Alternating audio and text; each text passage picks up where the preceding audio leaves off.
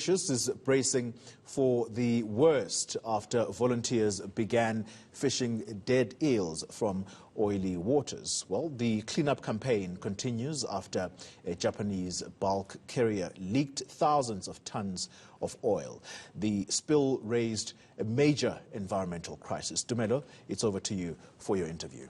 Well, thank you so much, partner, for that. Speaking of which, for more on this, let's talk now to Climate and Energy Campaign Manager at Greenpeace. That is Mr. Happy Khambule. Thank you so much for your time, Happy, and a warm good morning to you. This is clearly an ecological crisis. It continues to be so. Let's talk just the extent of, the estimated cost of damage due to this ecological crisis.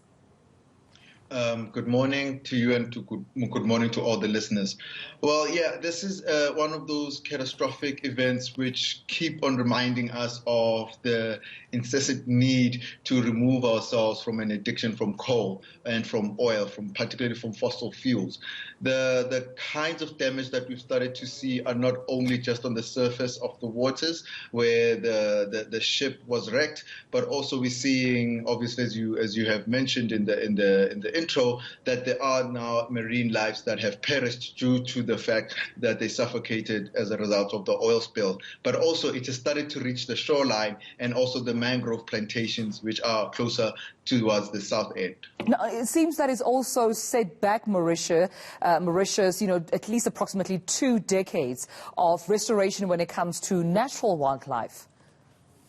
Yeah, so we are still yet to do a full analysis of understanding the actual monetary costs of the damage.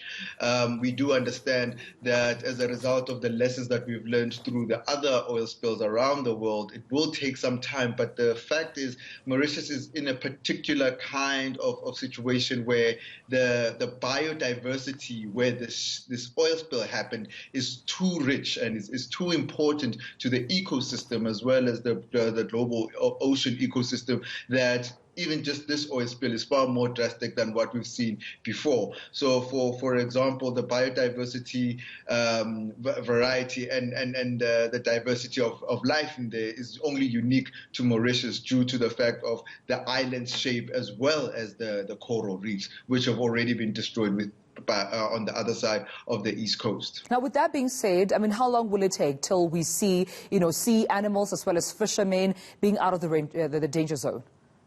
That's going to be a while. You have to remember that right now, what's still happening, even though it's been almost a week or so that this has been happening, the oil spill, is the ship still has to be removed. The rest of the oil that's within the ship that is left as a result of the salvage process needs to be removed. Then the containment needs to then be moved to the next stage where you're removing all the sludge, removing all the oil from the surface of the waters. And if you can, you'd have to go underneath the waters and take any of those that have actually sunk. But then there's also the next step of going onto the sea line or the seashore and removing what's there.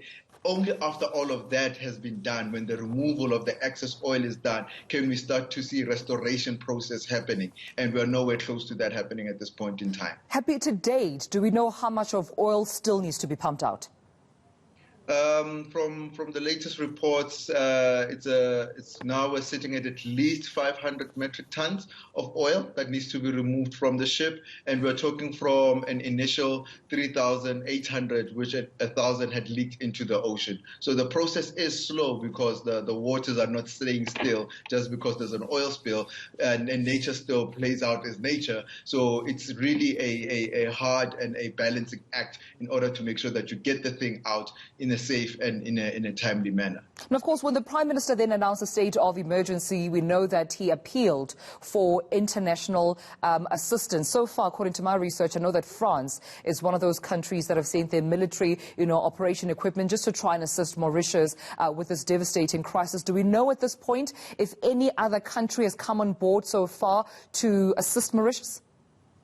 No, we have not heard of any other country that has helped Mauritius at this point in time. What we do know is different people, as in like citizens in different countries, are helping Mauritius, from Turkey to even South Africa, even Canadians. We know that individual citizens of countries are helping out. But in terms of the countries, no. I mean, even the economic bloc or the corridor that Mauritius is part of, which is SADC, has not even actually stepped up to help, nor has the AU mentioned or provided any form of support, even if it is solidarity support. That has not actually happened to the extent where any physical or resources have been put forward. It's not like the skills are not there from Mauritius, from Mozambique or from South Africa to be able to help in such a situation. But we're further also hearing, critics from interest groups criticizing the Prime Minister or the country's response rate. I mean, this occurred approximately, 2 weeks ago, and they're saying that had they responded timeously, perhaps we wouldn't be dealing with the crisis that they have at their hands right now. Happy? Can you hear me? Yes, so this happened on the 25th of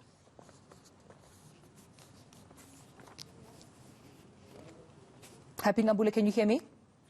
Yeah, so this happened on the 25th of July, and the manner in which this could have been helped and could have been dealt with in an easier way is the ship should have been removed the moment it was reported. However, due to whatever failure that have occurred, the situation got worse, and the situation got worse through our own doing, and I say through our own doing because there was a systematic failure. The communities kept on reporting that there's something wrong with the ship, that was too close to the shoreline, that was too close to the coral reefs, and that something is going on as time went on because there was a black sludge that was coming out. All right, that's where we'll leave it. Thank you so much. Greenpeace Africa's Happy Khambule joining us there for discussion on the latest coming in from Mauritius.